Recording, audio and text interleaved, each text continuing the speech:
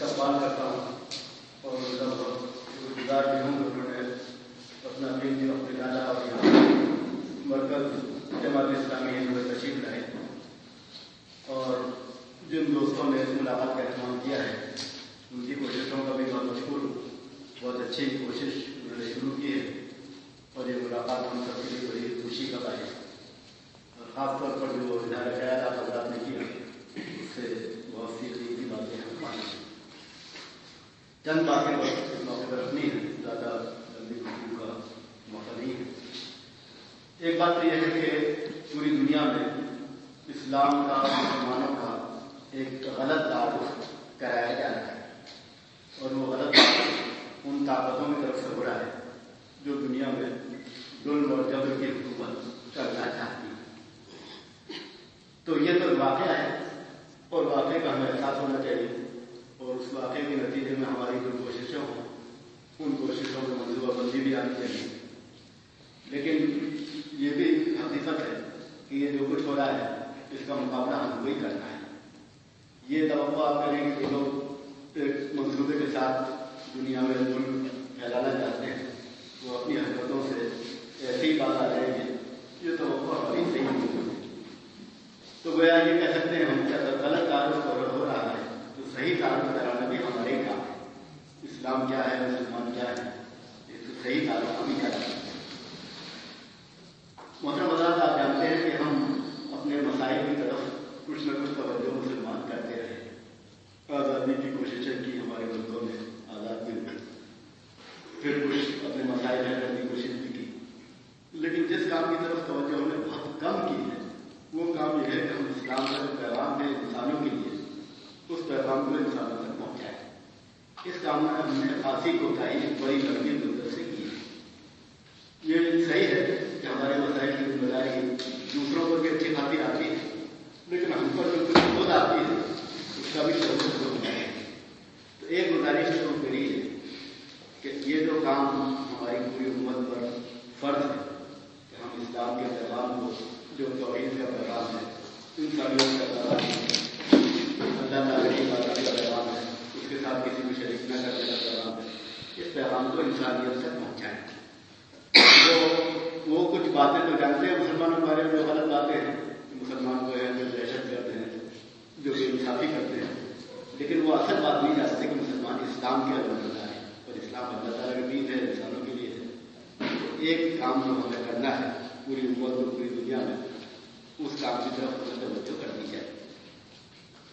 دوسری گزارش میری یہ ہے کہ ہمارے پوری جو مسلم دنیا ہے, ہندوستان میں ہم بیٹھے ہیں لیکن ہمارا تعلق پوری امت سے جو پوری دنیا میں ہے, جو یہ یہاں سے وہاں ہے, تو اس میں ہم ایک دوسرے کے حقوق کے بارے میں بہت زیادہ غفلت کے شکار ہیں. آپ جانتے ہیں کہ اللہ تعالیٰ نے انسانی جان کو محترم ٹھہرایا ہے.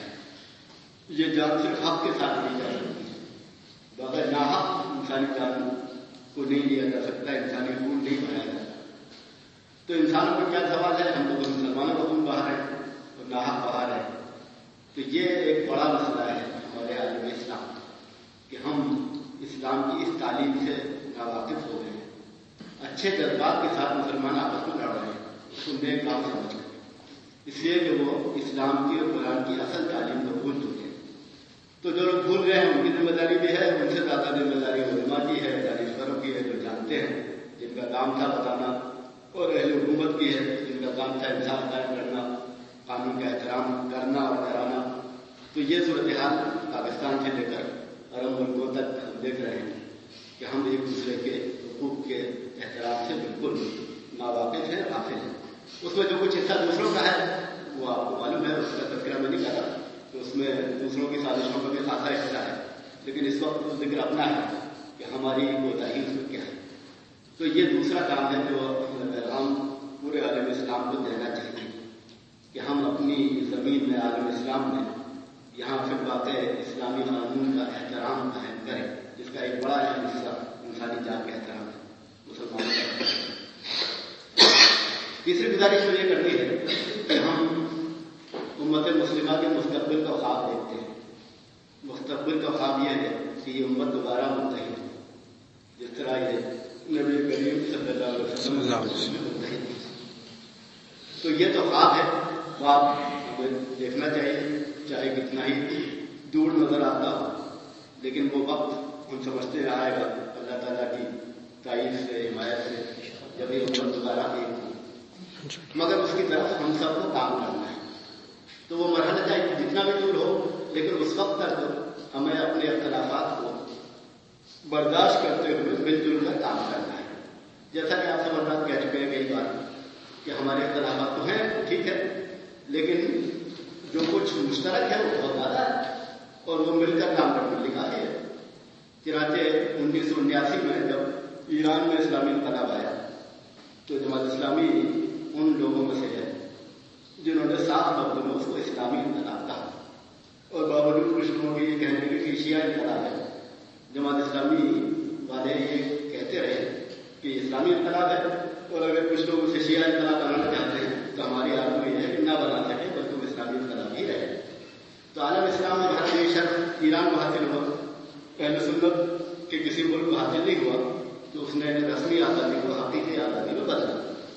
تو خدا کرے باقی عالم اسلام میں بھی ایسا ہو، لیکن وہ ایک ابتدا تھی، بہت اچھی ابتدا تھی، وہ ہمارے دل کی امنگ ہے جو وہاں پر جو ابتدا وہاں پر ایران کے اندر ہوئی۔ تو وہ دور تو آئے گا جو امت انشاءاللہ متحد ہوگی، لیکن اس سے پہلے ہمیں اپنے اختلافات کو برداشت کرتے ہوئے مل کر کام کرنا ہے۔ برداشت کرنے کی معنی کیا ہے؟ برداشت کرنے کی معنی سے ایک تو یہ ہے کہ ہم واقف ہوں کیا بات ہے، کس چیز میں اختلاف ہے، عقیدے میں نہیں ہے، قرآن کے بارے میں نہیں ہے، بعض تاریخی اختلافات ہیں، بعض کلامی اختلافات ہیں، بس اس سے زیادہ تو نہیں ہے، تو وہ ہم جانے کی کیا ہے۔